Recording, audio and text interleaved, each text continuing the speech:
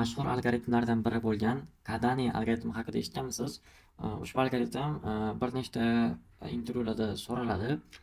Kadani algoritmini maqsadi berilgan oralig'idagi, ya'ni array oralig'idagi maksimal oraliq hisoblash.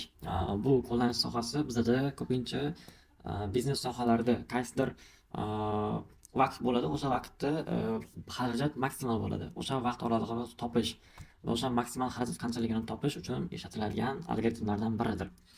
Ushbu algoritmni JavaScriptda kodini ko'rib o'tamiz. Qanaqa bo'ladi? Bu uchun bizga bitta funksiya kerak bo'ladi.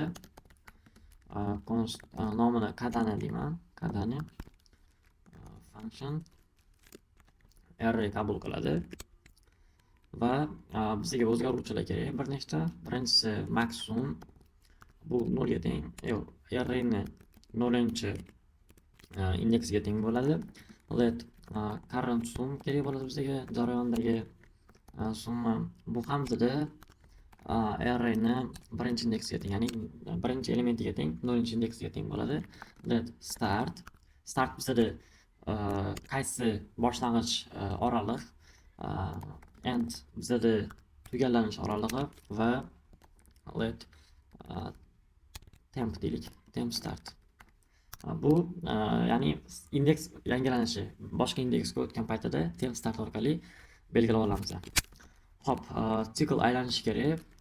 Let i birdan boshlaydi. I kichik yoki teng bo'lishi kerak array uzunligiga va i plus plus.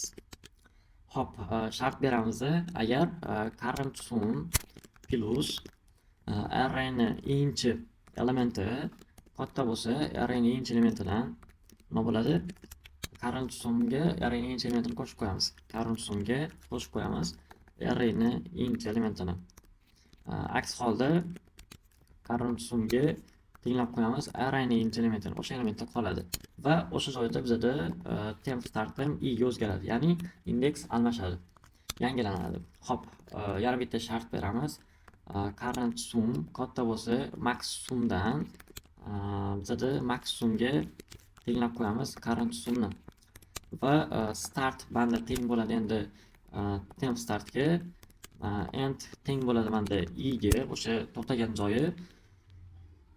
Bo'ldi. Hozircha shular. Menga max kerak, start kerak, end kerak va funksiya ham bizda return qilib berish kerak. Max sumni, startni va endni, ya'ni qaysi oralda boshlanadi, qaysi oralda tugaydi.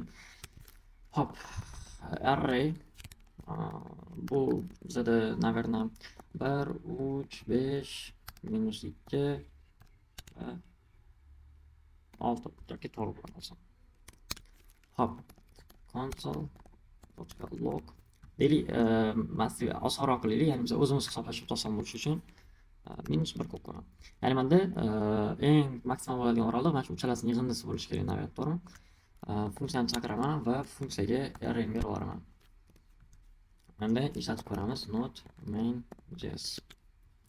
Menda maksimum 9 deyapti, ya'ni 5 3 1 yig'indisi 9 ga teng. Start 0 dan boshlanadi, ya'ni 0-chi indeksdan va 2-chi indeksga tugaydi. 0-chi, 1-chi, 2-chi indeksga tugaydi. Va mana shu elementni ham qaytarishim mumkin. Array slice bilan olib tashlasam bo'ladi. Mana bu element va mana bu element desam, menga o'sha arrayni qaytarib beradi.